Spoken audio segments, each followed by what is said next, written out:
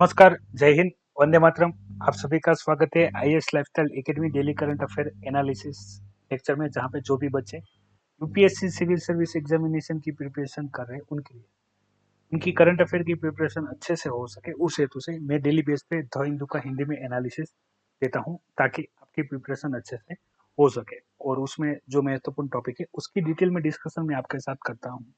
मैं कोशिश करता हूँ कि जो भी कोई टॉपिक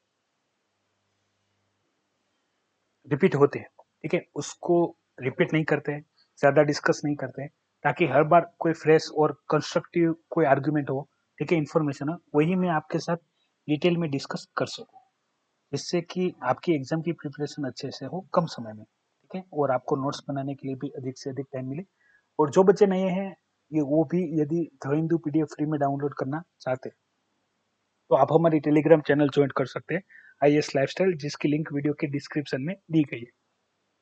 उसके टॉप पे एक लिंक पिन की गई है, उस लिंक को फॉलो करके आप द हिंदू पीडीएफ फ्री में डाउनलोड कर सकते हैं और पढ़ सकते हैं।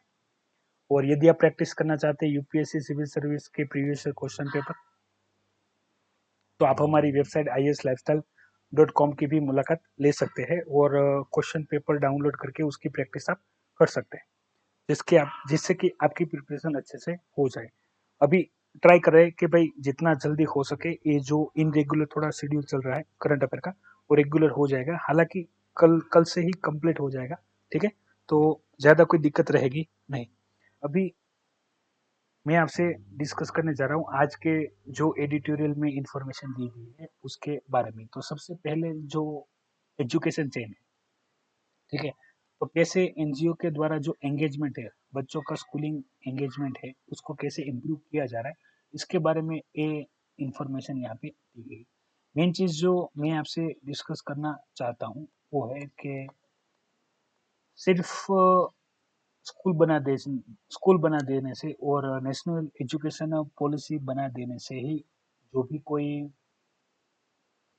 बच्चे हैं वो अच्छे से प्रिपेयर नहीं हो जाएंगे। पहले मैं इन जनरल आपसे बात कर लूँ कि यहाँ पे सिर्फ स्कूलिंग के बारे में कुछ इन्फॉर्मेशन बताई गई, जिससे कि आप पिक्चर में देख सकते हैं, लेकिन मैं आपको इन जनरल सारी जो इन्फॉर्मेशन जरूरी है नेशनल एजुकेशन पॉलिसी के भी संदर्भ में और अभी जो चेंजेस किए जाएंगे इन फ्यूचर बच्चों के लिए उसके बारे में भी। तो सबसे पहले समझ लीजिए, जो नॉन गवर्नमेंटल ऑर्गेनाइजेशन है एनजीओ, वो आपको जो जीएस पेपर 2 है पॉलिटिशियन, वहां पे करना है। एनजीओ का गठन कैसे होता है, ठीक है, उनको रेगुलेशन, उनका कार्य, वो कैसे काम करते हैं, different different type of NGO, बराबर, वो आपको पता होने चाहिए।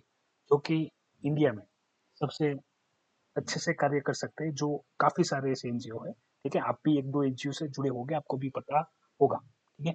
अभी यहाँ पे बात की जा रही है कि भाई जो न्यूज़पेपर में एक रिपोर्ट पब्लिश हुई है उसके अनुसार भारत में 31 लाख एनजीओ कार्य करते हैं, ठीक है, 31 लाख एनजीओ कार्य करते हैं, जिसमें से 12 लाख एनजीओ जो कि कार्य करते हैं एजुकेशन के अंदर, ठीक है, और उसमें से भी 50% काम करते हैं जो स्कूलिंग एजुकेशन सिस्टम है वहां पे।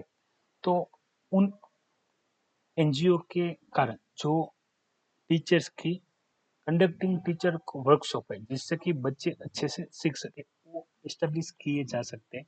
दूसरा, जो continuous professional development of teachers है, यानी यहाँ पे सिर्फ बच्चों को ही पढ़ाने की और उनकी ही स्किल इंप्रूव करने की बात नहीं हो रही, यहाँ पे बात हो रही है कि उनको पढ़ाने वाले भी जो टीचर है, ठीक है, करंट का सिनेरियो कुछ चेंज हो रहा है, तो बच्चों में भी कोई क्रिएटिविटी आए, बच्चे का भी एंगेजमेंट हो, ठीक है, बच्चों को स्कूल पे आना अच्छा लगे।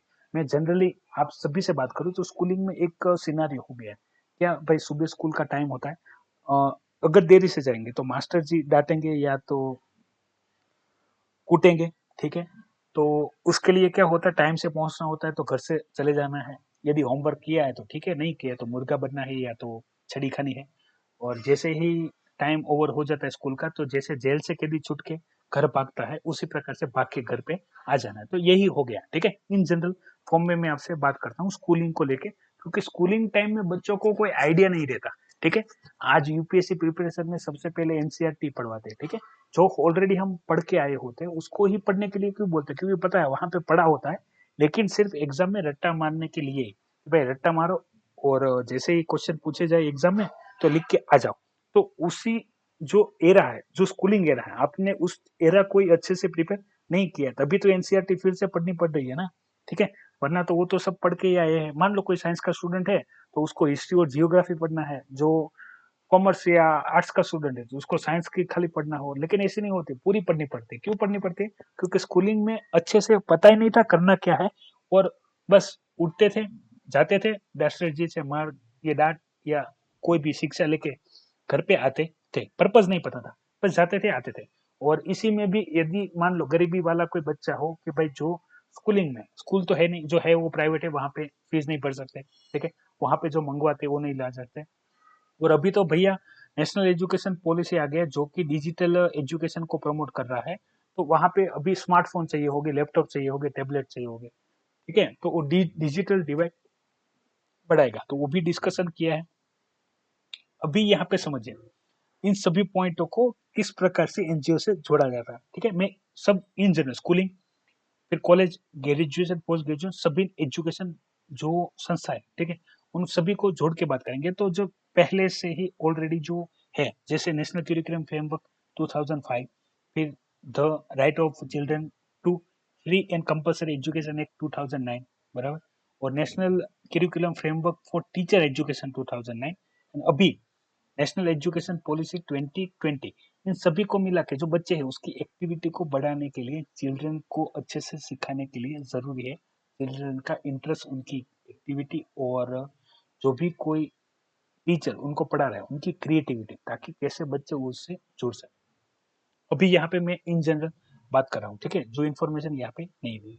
मेनली जैसे स्कूलिंग की हम बात करें तो ये तो उस जगह की बात हो गई, भाई मान लो कि वहां पे स्कूल है और बच्चे पढ़ने जा रहे हैं, ठीक है, बच्चे सीख रहे हैं। अब कोई ऐसा एरिया ले लो कि भाई वहां पे 200-300 किलोमीटर तक ना तो कोई स्कूल है, ना तो कोई और दूसरा ऑप्शन, ठीक है, तो उस कंडीशन में वहां के बच्चे अनपढ़ रहने के चांसेस ज्यादा है। तो उस कंडीशन में आप जो right to children to free and compulsory education act है वो प्रोवाइड नहीं कर सकते, ठीक है, क्योंकि वहां पे जो भी लोग होंगे वो यदि इंतजार करे कि भाई गवर्नमेंट कब इस एरिया में आएगी और अपना स्कूल बनाएगी और वहां पे टीचरों को भेजेगी और कैसे काम होगा, तो टाइम लग जाएगा। दूसरा कि भाई ऐसा नहीं है कि भाई बच्चों को पढ़ाने के लिए एक गवर्नमेंट स्कूल ही होना चाहिए, ठीक है। अब कोई भी बिल्डिंग है जहाँ पे मैंने मैंने खुद इंटीरियर में मैं एक जगह गया हूँ, ठीक है, वो एरिया में नहीं बताऊंगा, वो पहाड़ी एरिया है, वहां पे एक ही यानी 1 से 10 के मिला के स्टैंडर्ड के लिए सिर्फ एक ही क्लास था, ठीक है, उसमें सारे बच्चे बैठ जाते हैं। एक क्लास यानी 10 बाई 10 का आप क्लास सोच लो, जहाँ पे सब बच्चे बैठ जाते थे। यानी स्टैंडर्ड 1 में 3 बच्चे रहेंगे, स्टैंडर्ड 2 में 2 बच्चे रहेंगे, 3 में 5 बच्चे रहेंगे, ठीक है, उस प्रकार से जो 1 to 10 आप पूरा देखोगे ना, तो एक क्लास के अंदर सब बच्चे आ जाएंगे, और उनको एक ही टीचर सब भी सब्जेक्ट पढ़ाते थे, ठीक है। ये भी हो सकता है, मैं ऐसा नहीं बोल रहा हूँ ये गलत है, ये भी सही है। अगर कोई बच्चा या वहां पे वही बच्चे प्रेजेंट थे जो खुद पढ़ना चाहते थे, ठीक है, उनका उन बच्चों का लेवल जो था वो अच्छा था, वो मुझे देख के थोड़ी तसल्ली मिली। हाँ, उनके जो टीचर थे वो ज्यादा क्रिएटिव थे, और उन्होंने हमसे कांटेक्ट भी इसी वजह से किया था कि भाई आप आओ, थोड़ा आप अपना भी कवरेज दो, और आपसे भी हो सके तो थोड़ा हेल्प दो, ठीक है, ताकि जो बाकी बच्चे हैं, ठीक है, वो नहीं आ पाते थे वहां पे, जो ठीक है वो बच्चों को सिर्फ पढ़ाते थे, बुक्स भी सिर्फ टीचर के पास होती थी, ठीक है, इसलिए जो बच्चे सबसे ज्यादा एजुकेशन में इंटरेस्टेड होते थे वही स्कूल पे आते थे। और इसी प्रकार से यदि कोई बिल्डिंग है, ठीक है, बड़ा बिल्डिंग है और वहां पे कोई रहता नहीं है और 1 या 2 कमरे भी है, तब भी आप उसको स्कूल बना सकते हैं। स्कूल बनने के लिए सिर्फ 2 चीजों की आवश्यकता होती है, मैं बार बार सभी से बोलता हूँ, एक होता है ब्लैक बोर्ड अथवा कोई भी एक बोर्ड जहाँ पे आप चौक से या पेन से लिख सके, ठीक है, और बच्चे जो आराम से बैठ सके, धूप ना हो, ठीक है, वैसे भी धूप में भी बच्चे पढ़ते हुए देखे आपने गांव में, पीपल या बरगद के पेड़ के नीचे, वो एक कंडीशन ही पूरी अलग रहती है। तो ऐसी कंडीशन में यहाँ पे 2 मैं आपको एनजीओ के रोल बताता हूँ जो कि ग्राउंड लेवल पे हो सकता है। एक कि भाई मान लो कोई गवर्नमेंट बिल्डिंग नहीं है, गवर्नमेंट स्कूल नहीं है, तो वहां पे ऐसे कोई भी घर है, ठीक है, उस एरिया में अपने एक एग्जाम्पल भी मेरे पास था, मैंने सोशल मीडिया पे शेयर किया था, अभी फिलहाल मुझे नाम याद नहीं आ रहा है, जो जिनके जो टीचर्स है, ठीक है, वो तकरीबन काफी समय से उन्होंने अपने घर को ही स्कूल बना के रखा हुआ है, जो भी कोई पढ़ना चाहता है, ठीक है, वो वहां पे आके पढ़ सकता है। उस गांव में स्कूल नहीं है, वो व्यक्ति ही पढ़ाते, वो टीचर ही थे और रिटायर हो गए थे, और रिटायरमेंट के बाद भी घर पे बच्चों को पढ़ाते थे, तो उनकी अच्छी बात है, ठीक है, मैं नाम भूल गया हूँ, जगह भूल गया हूँ, ठीक है, वरना मैं जरूर से शेयर करता सारी डिटेल। तो इसी प्रकार से यदि कोई बिल्डिंग है और वहाँ पे एनजीओ के द्वारा किसी भी एक व्यक्ति को एज ए टीचर आप ला सकते हो तो अच्छा हो सकता है। दूसरा कि भाई उस एरिया में जो भी कोई गवर्नमेंट ऑफिसर है या कोई, मैं कहता हूँ कि बैंक का कोई कर्मचारी है या दूसरे कोई जो भी डिफरेंट डिफरेंट सेक्टर के जो निष्णात है, तो वो भी आके वहाँ पे बच्चों को 1-2 घंटा पढ़ा सकते हैं, हफ्ते में 1-2 घंटा आके, या उससे ज्यादा हो सके जितना भी समय दे सके उतना समय दे के वो बच्चों को पढ़ाए, ताकि बच्चों को जो प्रैक्टिकल चीजें, ठीक है, थियोरेटिकल चीजें तो मान लो बच्चा अगर एक्टिव है तो खुद से भी पढ़ के वो कर सकता है, समझ सकता है, या तो उसके आसपास भी कोई व्यक्ति उससे पूछ सकता है, भाई बहन से पूछ सकता है, या जो भी कोई एक टीचर रहेगा जैसे मैंने आपको कंडीशन बताई उसमें भी कर सकता है। लेकिन ये जब कोई व्यक्ति वहां पे आता है, उनको देखता है, उनसे नॉलेज लेता है, तो उसके लिए इंफॉर्मेशन बढ़ जाती है। तो इसमें एनजीओ का रोल ज्यादा है, ठीक है, क्योंकि वहां एनजीओ ऐसा ऑर्गेनाइजेशन होता है जिसको नॉन गवर्नमेंटल ऑर्गेनाइजेशन कहा जाता है, लेकिन उसके पास फंडिंग आती रहती है, ठीक है। तो वो अपनी फंडिंग का सही जगह पे इस्तेमाल करने के लिए, उसके लिए ये एजुकेशन, स्कूलिंग एजुकेशन जितना स्ट्रांग होगा उतना अच्छा है, ठीक है। खास करके जो नेशनल एजुकेशन पॉलिसी में जिस प्रकार से मॉडर्न एजुकेशन के जो नींव रखी गई है वो सबसे ज्यादा बेहतरीन है, ठीक है। तो उससे अभी जो करंट सिनेरियो चल रहा है ऑल ओवर वर्ल्ड, ऐसा नहीं एजुकेशन यानी, देखिए यहाँ पे सिर्फ एजुकेशन यानी पढ़ना, मैंने जैसी पहली कंडीशन बताई वैसे नहीं, यहाँ पे सब कुछ इंक्लूड है, जैसे कि reading, communication, health, nutrition, physical education, fitness, wellness, sports, सभी कुछ। तो यहाँ पे सिर्फ एजुकेशन का पर्पज या ये किताबी ज्ञान और बस पढ़ के आना, रट्टा मार के आना और एग्जाम में लिख के मार्क्स लेके जाना, उस प्रकार से नहीं। आप उसको और एस्टेब्लिश कर सकते हैं, जैसे स्पोर्ट्स, कि भाई आप किसी क्रिकेट, हॉकी, ठीक है, फिर बैडमिंटन या टेनिस, किसी भी स्पोर्ट्स में आप इंटरेस्टेड हो, रनिंग, स्विमिंग, तो उसको भी आप एंकरेज करो। फिर आर्ट्स की बात करें, डांसिंग, सिंगिंग, ठीक है, तो उसको भी आप प्रमोट करो। तो वहां पे भी बच्चों का स्कोप अच्छा सा रहता है। और उसके अलावा जो जरूरी है, यदि उसके बिजनेस या जॉब करना चाहता है तो उसको कौन कौन सी स्किल चाहिए या क्या सब चाहिए, वो चीजों को अभी से इंटरेक्ट करो। जैसे वहां पे बताया गया था कि 6 स्टैंडर्ड से ही जो एक्स्ट्रा करिकुलर एक्टिविटी है वहां पे उनको जो बनना चाहते हैं तो उनके लिए क्या जरूरी है, कौन से सब्जेक्ट जरूरी है, उसके भी फोकस किया जाएगा जो सबसे अच्छा है, ठीक है। तो बाकी सारे भी काफी काफी अच्छे से यहाँ पे दूसरी भी बातें बताई गई, एनजीओ से कैसे स्कूलिंग को इम्प्रूव किया जा सकता है, ठीक है। तो आप वो पढ़ सकते हैं, काफी इंफॉर्मेटिव है। देखिए एजुकेशन में एनजीओ का रोल क्या है, अगर ये टॉपिक आप गूगल सर्च करने जाओगे तब भी इतनी सारी अच्छी इंफॉर्मेशन आपको एक जगह पे मिलेगी नहीं, जितनी करंट अफेयर में एक जगह पे मिल जाती है प्रिपरेशन करने के लिए। फिर यहाँ पे बात की जा रही है जब मैन्युफैक्चरिंग पॉलिसी है उसको लेके किस प्रकार से इम्प्रूवमेंट किया जा सकता है। तो पहले मैं आपको इंट्रोडक्शन दे दूं तो आपको ये सारा आइडिया आ जाएगा क्या कहा जाता है। तो पहले इंडिया में हम देखें तो 3 सेक्टर में, प्राइमरी सेक्टर, ठीक है, दूसरा सेकेंडरी सेक्टर जिसमें मैन्युफैक्चरिंग आता है, और तीसरा सर्विस सेक्टर जिसमें सारे सर्विस सेक्टर आते हैं। तो इंडिया में प्राइमरी सेक्टर में एग्रीकल्चर जो अच्छे से काफी सारे जो युवा है उसमें जुड़े हुए हैं, ठीक है। हालांकि वहां पे यील्ड और प्रोडक्टिविटी और मुनाफा इतना नहीं है, ठीक है, जिससे सर्वाइव किया जाए और सबको अपनी जो भी बेसिक नीड है वो कंप्लीट की जाए। मैन्युफैक्चरिंग सेक्टर को हमने डेवलप किया है लेकिन इतना भी नहीं, उसमें से भी हम फार्मा मैन्युफैक्चरिंग को हटा दें, ठीक है, तो मैन्युफैक्चरिंग में इंडिया का खुद का अपना कोई रोल बच नहीं जाता है। जबकि सर्विस सेक्टर हमने अच्छे से डेवलप किया हुआ है। तो अभी इंडिया फोकस करना चाहता है मैन्युफैक्चरिंग सेक्टर को। क्यों? क्योंकि जितनी जॉब है, ठीक है, मैन्युफैक्चरिंग में बढ़ सकती है, नए नए मैन्युफैक्चरिंग यूनिट लगे उसमें बढ़ सकती है, इतनी अपॉर्चुनिटी आप दूसरी जगह पे लेके आ नहीं सकते हो, क्योंकि सर्विस सेक्टर ऑलरेडी डेवलप है, ठीक है। वहां पे जितने आईटी एक्सपर्ट जॉब ले सकते हैं उनको वो जॉब प्रोवाइड कर रहे हैं। लेकिन उसी फिनोमिना में मैन्युफैक्चरिंग में जो लेबर वर्क है, ठीक है, उनको कार्य नहीं मिल रहा है। तो अभी हमने देखा था कि भाई मैन्युफैक्चरिंग सेक्टर को डेवलप करने के लिए गवर्नमेंट अच्छे से कार्य करेगी, जिसमें हमने देखा था एक टॉपिक जहाँ पे हमने बात की थी कि इंडिया को जो टॉय हब है वो बनाया जाएगा। इसके लिए जो भी कोई मैन्युफैक्चरिंग इंडस्ट्री में जो इक्विपमेंट और बाकी जो भी कोई एस्टेब्लिशमेंट और जो भी कोई नीड होगी, तो गवर्नमेंट के द्वारा सब्सिडी और बाकी सारी योजनाएं लाई जाएगी, जिससे कि वो सेक्टर अच्छे से डेवलप हो। उसी प्रकार में मैंने और भी एक इंफॉर्मेशन शेयर की थी, वो थी मोबाइल फोन मैन्युफैक्चरिंग। तो भारत में अभी करंटली मोर देन 80% मोबाइल है वो चाइनीज ब्रांड है, यानी आउट ऑफ इंडिया ब्रांड है। चाइनीज कंपनी की बात करूँ तो, और उसमें भी यदि मैं एप्पल और सैमसंग भी जोड़ लूँ तो इंडिया का आपको कुछ भी कंट्रीब्यूशन लगेगा नहीं, ठीक है। तो एक सेक्टर पड़ा है। अभी इसमें क्या की गई है, तो हमारी मिनिस्ट्री ऑफ इलेक्ट्रॉनिक्स और इंफॉर्मेशन टेक्नोलॉजी है, ठीक है, उसको शॉर्ट में मैटी बोला जाता है।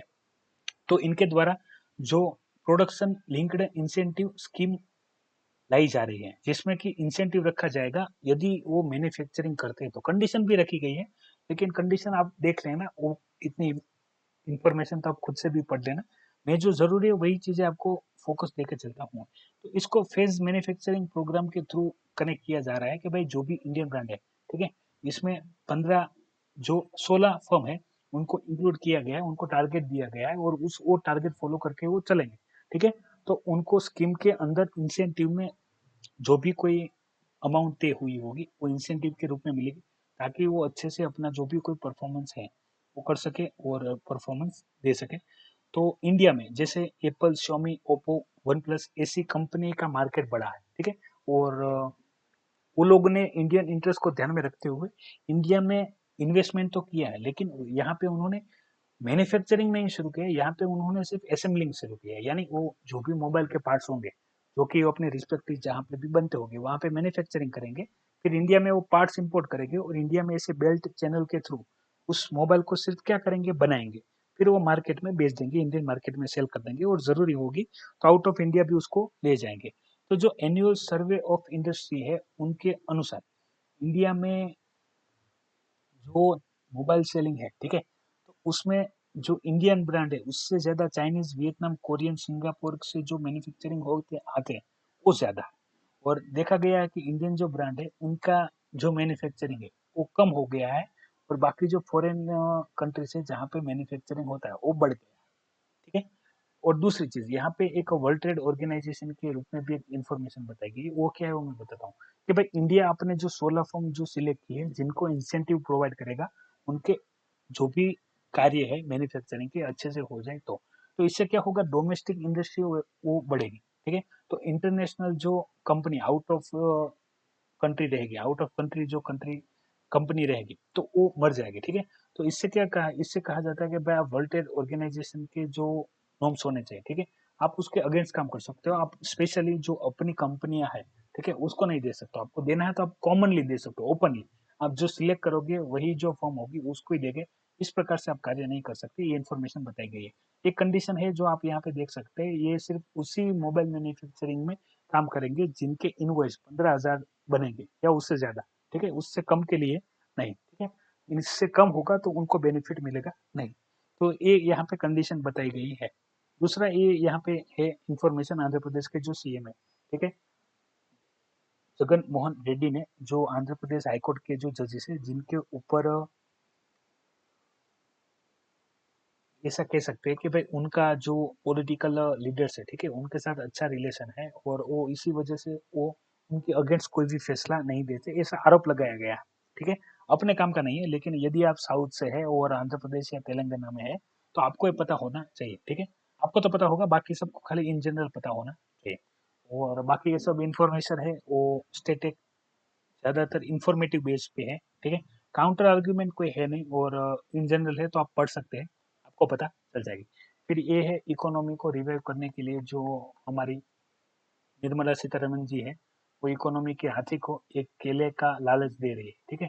जैसे आपने गधे और गाजर की कहानी सुनी होगी, यदि नहीं सुनी है तो कमेंट कीजिएगा, मैं बता दूंगा, कोई दिक्कत नहीं है। अभी यहाँ पे बात की जा रही है जो आरबीआई है उनके द्वारा जो इन्फ्लेशन टारगेटिंग पॉलिसी पे शिफ्टिंग की जा रही है उसको देखिए।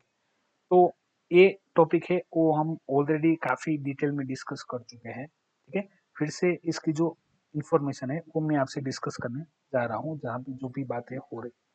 तो पहले समझिए यहाँ पे कहा क्या जा रहा है। तो जैसे आरबीआई का काम रहता है वो इन्फ्लेशन रेट जो 5 सालों के लिए तय होता है, जो अभी है करंट 4%, ठीक है, +और -2 यानी 6% से इन्फ्लेशन बढ़ना नहीं चाहिए और 2% से कम नहीं होना चाहिए। यदि 6% से बढ़ जाता है तो उसको कंट्रोल करना है, ठीक है, उसको इन्फ्लेशन वाली कंडीशन कहेंगे कि भाई जिसमें इन्फ्लेशन ज्यादा है तो जॉब अपॉर्चुनिटी भी बढ़ती है। लेकिन अभी एक कंडीशन ऐसी भी है जहाँ पे हमने देखा इन्फ्लेशन बढ़ रहा है लेकिन उस प्रकार से जो जॉब है, ठीक है, वो बढ़ नहीं रही, उल्टी उल्टी जॉब जा रही है। उस प्रकार की कंडीशन है, और उसमें जो हमारी मॉनेटरी पॉलिसी कमेटी है उनके द्वारा जो रेपो रेट है उसमें कोई भी चेंज किया गया नहीं। क्यों? क्योंकि उन्होंने बताया कि भाई इकोनॉमी है वहाँ पे जीडीपी कॉन्ट्रैक्शन होने वाली है, ठीक है। तो अभी बेसिस पॉइंट घटाएंगे नहीं, जो है वो कंटिन्यू करेंगे। तो इसमें उन्होंने इन्फ्लेशन को टारगेट किया है, इकोनॉमी को टारगेट किया है, जिससे जॉब अपॉर्चुनिटी बढ़े, ठीक है। हालांकि कोई बेसिस पॉइंट में चेंज किया नहीं, रेपो रेट चेंज होते हैं उसी प्रकार से रिवर्स रेपो रेट और बाकी के जो रेट होते हैं वो डिसाइड होते हैं, ठीक है। तो ये टॉपिक आता है इंडियन इकोनॉमी के अंदर। एक जो महत्वपूर्ण बात है वो है फिलिप्स कर्व, ठीक है। तो मैं आपको फिलिप्स कर्व की एक इन्फॉर्मेशन दे देता हूँ, जहाँ पे एक रिलेशन की बात होती है कि जो इन्फ्लेशन होता है वहां से किस प्रकार से जो इन्फ्लेशन बढ़ता है तो एम्प्लॉयमेंट बढ़ता है। तो इस प्रकार के कर्व को फिलिप्स कर्व कहते हैं, आप सर्च करेंगे मिल जाएंगे, ठीक है। अभी आपको पता ही होगा, काफी सारे बच्चों को तो ऑलरेडी पता होगा कि भाई किस प्रकार से डिमांड बढ़ती है तो इन्फ्लेशन बढ़ती है और उस प्रकार से एम्प्लॉयमेंट भी बढ़ता है। तो उस फिलिप्स कर्व में सारी इन्फॉर्मेशन आपको एक ही जगह पे मिलेगी। और मैंने आपसे डिटेल में डिस्कस किया हुआ है कि आरबीआई की जो मॉनेटरी पॉलिसी कमेटी है वो आपको प्रिपेयर करनी है। आरबीआई का ऑलरेडी आपको आरबीआई का भी टॉपिक प्रिपेयर करना है, ठीक है। बैंकिंग सेक्टर में एज ए रेगुलेटिंग यूनिट के रूप में वो कार्य करता है। फिर ये फ्रंट पेज पे न्यूज आई है जो अपना ईस्ट जोन है, जहाँ पे बहुत बारिश होने के कारण जो बाढ़ आई थी उसमें हैदराबाद के 16 लोग मर गए थे, ठीक है। और न्यूज में देखा ही होगा कि भाई कितना पानी वहां से बह रहा था। तो इसका रीजन क्या है, ठीक है। इसके फिनोमिना के ऊपर एक इंफॉर्मेशन है तो वो देख लेते हैं कि भाई जो स्ट्रॉम है, ठीक है, जो कोस्टल एरिया को क्रॉस करके आ रहा है जिसकी वजह से बारिश आ रही है, तो इसका कारण क्या है। तो सबसे पहले बारी बारी से जो भी कोई टॉपिक है उसको डिस्कस करते हैं। सबसे पहले समझिए कि जो सब साइक्लोनिक सिस्टम है, ठीक है, डीप डिप्रेशन सिस्टम है जो कि जनरेट होती है जो बे ऑफ बंगाल है, ठीक है, वहां पे बे ऑफ बंगाल में क्या रहेगा कि भाई बे ऑफ बंगाल के ऊपर जो विंड रहेगी, ठीक है, तो स्ट्रॉम रहेगा, तो वहां पे मॉइस्चर रहेगा तो वो मॉइस्चर के साथ एंगेज हो जाएगा और वो मॉइस्चर वहां से उनके साथ आता है ईस्टर्न एरिया में जहाँ पे आंध्र प्रदेश और तेलंगाना है। अभी ये रहेगा मैदानी प्रदेश, ठीक है। तो वहां पे क्या होगा, उनके साथ जो स्ट्रॉम के साथ जो मॉइस्चर आएगा, ठीक है, वो बारिश के रूप में रहता है। तो यहाँ पे भारी बारिश होती है उस टाइम पे जिस टाइम पे बारिश हल्की होनी चाहिए, ठीक है। अभी मानसून सीजन खत्म होना चाहिए, विंटर सीजन शुरू होना चाहिए। तो वहां पे वो बारिश देता है, फिर वो वहां से जाता है ईस्टर्न पार्ट से जाता है वेस्टर्न कोस्टल एरिया में। तो वेस्टर्न कोस्टल एरिया में भी उनको फिर से फ्रेश मॉइस्चर मिलती है कोस्टल एरिया की वजह से। तो उससे क्या होता है, स्ट्रॉम है उसकी एनर्जी बढ़ती है ट्रॉपिकल, ठीक है, और वो ज्यादा स्ट्रॉन्ग बनता है, फिर वो वेस्टर्न एरिया में भी बारिश करता है। तो यही चीज है जो इंडियन मेट्रोलॉजी डिपार्टमेंट के द्वारा हाईलाइट की गई है कि बे ऑफ बंगाल में जो साइक्लोन क्रिएट होता है जो कि मॉइस्चर बे ऑफ बंगाल का मॉइस्चर लेके आके वेस्ट ईस्टर्न जोन पे बारिश ज्यादा देता है एंडिंग होने के टाइम पे, और इसी की वजह से ऐसी बारिश हो रही है। और ऐसे ही सेम जो साइक्लोन थे जैसे साइक्लोन गाजा और वर्धन, ठीक है, 2018 और 16 में भी देखने को मिले हैं, तो उसी का क्या हो रहा है, रिपीटेशन यहाँ पे हो रहा है। तो ये इंफॉर्मेशन यहाँ पे बताएगी। हालांकि इस पे और डिटेल इंफॉर्मेशन आएगी किस प्रकार से निर्माण होता है मेघ और किस प्रकार से बारिश का फॉर्मेशन होता है। आपको टाइप ऑफ विंड और साइक्लोन भी प्रिपेयर करने हैं, ठीक है, जियोग्राफी के अंदर। और फिर एक इंटरनेशनल टॉपिक है उसकी डिस्कशन कर लेते हैं जो यहाँ पे आया है हमारे जो नेबर कंट्री है पाकिस्तान, उसके बारे में। तो पाकिस्तान फिर से यूनाइटेड नेशन की जो नेशनल ह्यूमन राइट्स काउंसिल है वहाँ पे वो फिर से इलेक्ट हो गया, ठीक है। हालांकि इलेक्ट क्यों हुआ है और किस प्रकार से हुआ है, वोटिंग सिस्टम और बाकी सारी इंफॉर्मेशन यहाँ पे बताई गई। मेनली अपने पॉइंट ऑफ व्यू काम का क्या है कि भाई पाकिस्तान जब कभी भी कोई भी इंटरनेशनल जो बॉडीज होती वहां पे वो जब कभी भी एज अ मेंबर बनता है तो वो अपने जो लोकल प्रॉब्लम है जैसे कि उसका इंडिया के साथ यदि जम्मू कश्मीर वाला रीजन वाली जो बात है तो उसको ही उठाता है, ठीक है, क्योंकि उसके सिवा उसके पास उठाने को और कोई मुद्दा नहीं है सिवाय कि उसकी जो इकोनॉमी क्रैश हो रही है या इकोनॉमी बुरी है उस चीज को लेकर। क्योंकि वो जैसे हम इंटरनेशनल बॉडी देखें उसके पास से भी पैसा मांगता रहता है और चाइना के पास से भी वो फंडिंग लेता रहता है अपने नॉर्मल जो भी कोई बिजनेसेस है उसको रन करने के लिए। तो इंडिया के लिए इसको अच्छी या बुरी किसी कंडीशन में रखेंगे वो आने वाले भविष्य पे उन पाकिस्तान के द्वारा जो United nation national human rights council है वहाँ पे किस प्रकार से कार्य किया जाता है उसको मद्देनजर बात करेंगे, ठीक है। तो ये सारे काफी सारे महत्वपूर्ण टॉपिक थे जिसकी इन्फॉर्मेशन मैंने आपसे डिटेल में डिस्कस कर ली है। कोई भी फिर भी कोई टॉपिक रह गया हो, ठीक है, तो आप पढ़ सकते हैं और डाउट है तो मुझे आप बता सकते हैं, कमेंट कर सकते हैं वीडियो में। तो मैं आपसे डिटेल में डिस्कस करूँगा। जो भी इन्फॉर्मेशन मैंने आपको दी है, वो इन्फॉर्मेशन पसंद आई हो तो वीडियो को लाइक कीजिएगा, दूसरे बच्चों के साथ ये इन्फॉर्मेशन शेयर कीजिएगा। और यदि आप नए हैं, तो चैनल को सब्सक्राइब कीजिएगा और डेली बेस पे जो करंट अफेयर के लेक्चर आते हैं, वो देखते रहिएगा ताकि आपकी करंट अफेयर की प्रिपरेशन अच्छे से हो सके। तो आशा रखता हूँ यहाँ पे जो भी इन्फॉर्मेशन मैंने आपको दी है, वो आपको काफ़ी सारी हेल्पफुल होगी और इससे आप ज़रूरी हो जो भी पॉइंट हाईलाइट किए हैं, उसके आप नोट्स भी बना सकते हैं और उस नोट्स को आप अच्छे से रिवीजन करके टॉपिक को अच्छे से प्रिपेयर कर सकते हैं। देखिए करंट अफेयर में जो भी कोई मुद्दे होते हैं, ठीक है, पॉलिटिकल न्यूज़ जो भी होती है, तो उसको हम डिस्कस नहीं करते हैं, ठीक है, वो मैंने आपसे पहले डिस्कस किया था। और दूसरा कि काफ़ी टाइम क्या होता है, कोई एक टॉपिक करंट में चलता रहता है, तो बार-बार आता रहता है, ठीक है? तो उसकी भी डिटेल हम बार-बार डिस्कस नहीं करते। इससे क्या हो, टाइम भी बचता है और हम नए टॉपिक है, उसमें ज़्यादा डिटेल में डिस्कस कर सकते हैं। हालाँकि मैं टाइम का भी ध्यान रखता हूँ कि भाई जो भी टाइम है, उसी टाइम में सारी इन्फॉर्मेशन आपसे डिस्कस करूँ, क्योंकि काफ़ी सारे बच्चे होते हैं जिनको करंट बेस्ड नोट्स भी बनानी होती है, वो बना सकते हैं। और जैसे कि कोई भी यदि आप इसमें चेंजेस या इम्प्रूवमेंट भी चाहते हैं, तो आप मुझे बता सकते हैं, ठीक है? तो अभी मैं आपसे विदा लेता हूँ, कल फिर मिलेंगे नए करंट अफेयर एनालिसिस लेक्चर के साथ। तब तक देखते रहिए IAS lifestyle academy daily current affair analysis lecture. जय हिंद, वंदे मातरम।